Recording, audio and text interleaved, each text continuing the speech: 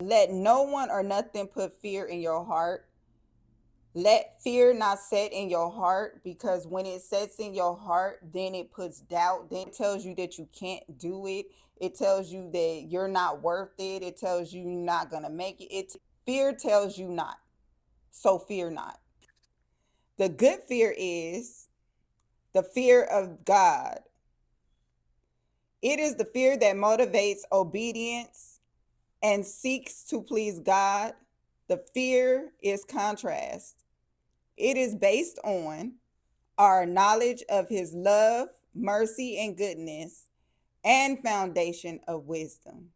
A good fear can motivate you to live in obedience and to turn away from evil. It says in Psalms 111:10, the fear of the Lord is the beginning of wisdom.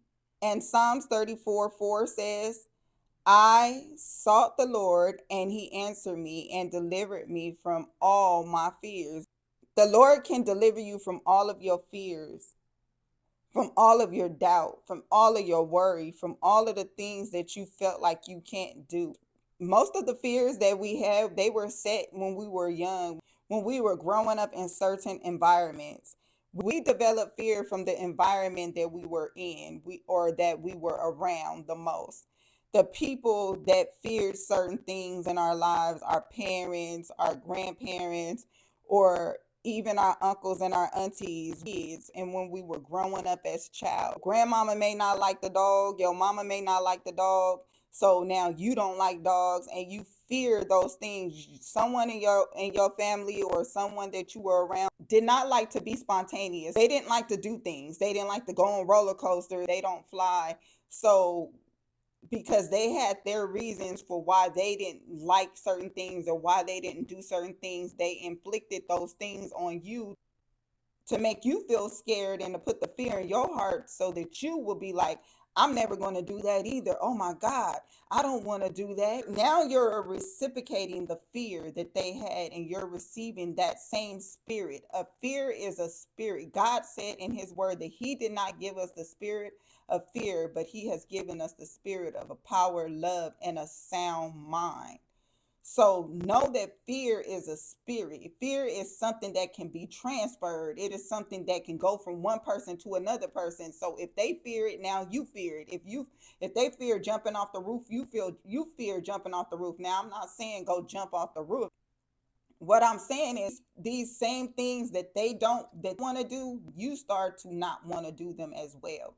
They feared getting a higher education because they didn't feel that they were good enough to get that education. So you feared the same fear. You carried the same fear because that spirit jumped into you and told you that you can't go to school. You would never be nothing. You begin to believe that spirit of fear and you don't go do what it is that you are supposed to do. I am here to encourage you right now. Those very things that you don't want to do, or those very things that you fear, that you feel in your heart, are the very things that you should be doing, that you should go after, that you should chase it, that you should do it. Before I started to get on the camera and give these messages, I will tell you, I had a fear of getting in front of everyone and speaking. It wasn't so much worried about what somebody was going to think about me. It was just like, I kind of like thought I wasn't going to be good enough. But I am absolutely more than good enough because God qualified me for this. So once you know that God has already qualified you for something, or he has already given you um, the spirit to do those things, you will not walk in fear. You will walk in faith. Oh, ye have little faith. You have to move your faith. You have to walk by faith and not by sight. You can't walk by what you see at the moment, because if you walk by what you see at the moment, then you will lose out on what God has for you. Fear keeps you and holds you back from the things that God has for you. And don't you know that is what the devil wants? That is what the devil plan is, that you never ever put it to work. I'm here to tell you, let go of fear today. Let today be the day that you let fear go, because when you walk in fear, you're not even walking in your authentic self. You're not even being who you are when you're walking in fear. You're being a scary cat. You scared? We weren't born to be scared. We are children of God. God did not put that fear into our hearts. So remember, When the next time you want to do something and you feel it in your heart saying, your heart says, no, don't do that, or you hear something in your mind tell you, nah, you can't do that. Remember, you can.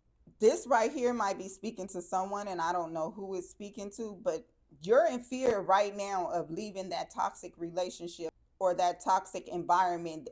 You are equipped with everything already for you to leave that toxic relationship. Once you walk out the door and leave it all behind, never let someone come into your life and tell you that you have to stay in fear, that you have to live the wrong lifestyle, and that you have to do the things that you don't want to do really deep down in your heart. You have a mind. God has given you a brain. He has given you a brain to think, to use it. Never be scared to use your mind. Let your mind be free. Let your heart not be hardened. You have to say enough is enough. You have to tell that spirit to go. You have to tell that spirit no.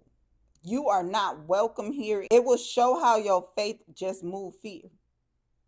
Your faith will move all fear out of the way. You just have to have faith. You have to believe. You have to know that you are more than a conqueror. You have to know that you are born and built for this. God did not put you here for you to fear the things that he has called you to do. You have to step into your calling without the fear.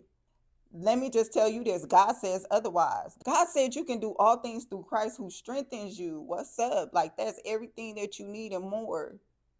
That's all I really need to know right there. What? All things mean all. Not some things, not many, not few. He said you can do all things through Christ who strengthens you. Us as believers, when you are a believer, you can accomplish anything. Once you start believing, you can do it. You just have to believe it. You can't receive it if you don't believe it. When you start believing, God will equip you, meaning that he will give you everything that you need to accomplish whatever assignments that he has called you to do. All things are possible through God. God has power and grace, and that is why we are able to accomplish all things, but we have to acknowledge it. We have to acknowledge that he is God and he is God alone, and we don't need nobody else. Mark 27:10 says, with man it is impossible, but not with God, for all things are possible with God. And then things will begin to happen in your life. You will experience the shift. You will experience the move of God. Never be afraid to fear. Some fear is good to fear. Never get it wrong, but don't stick to that fear. Don't let that fear take control of your life, dictating and deciding what it is that you're going to do in your life, which is putting you at a stop and you don't move forward. It's faith over fear, baby. Remember, faith over fear. Fear. The only bad fear that you fear is the fear when you doubt yourself or when you feel like you cannot. There is nothing that we cannot do. We can do it. We can do all things. God has already told us, do not ever forget that. Don't ever forget it. Know this. There is no fear in love, but perfect love casts out fear. Jesus says in John 14:1, don't let your heart be troubled. You believe in God, also believe in me. Until next time.